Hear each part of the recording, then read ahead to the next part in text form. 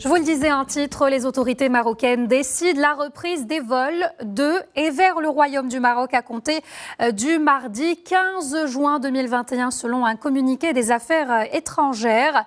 Ces vols s'effectueront dans le cadre d'autorisations exceptionnelles vu que l'espace aérien du Royaume est toujours fermé. Ces mesures visent à faciliter le retour des Marocains résidant à l'étranger à la patrie. Et dans ce cadre, il a été procédé à la classification des pays en deux listes.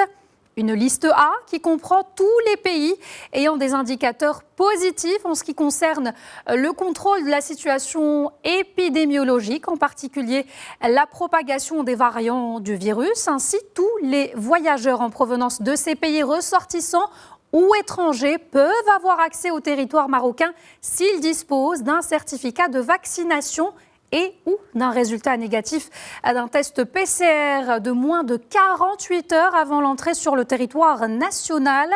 Les titulaires des certificats de vaccination étrangers bénéficieront des mêmes avantages accordés par le certificat de vaccination marocain. Quant à la liste B, elle se veut une liste restrictive de l'ensemble des pays non concernés par les mesures d'allègement contenues dans la liste A.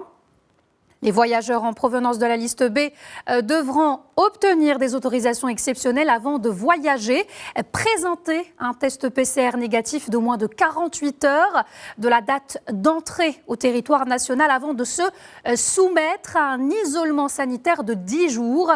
Les deux listes seront publiées de manière régulière sur les sites électroniques des ministères chargés des Affaires étrangères, de la Santé et du Tourisme et actualisées régulièrement.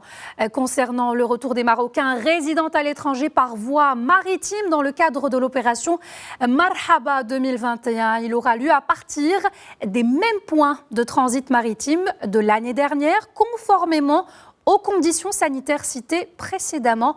En plus du test PCR présenté lors de l'embarquement, les voyageurs subiront un autre test à bord et ce pour assurer le maximum de sécurité sanitaire pour eux et pour leurs proches.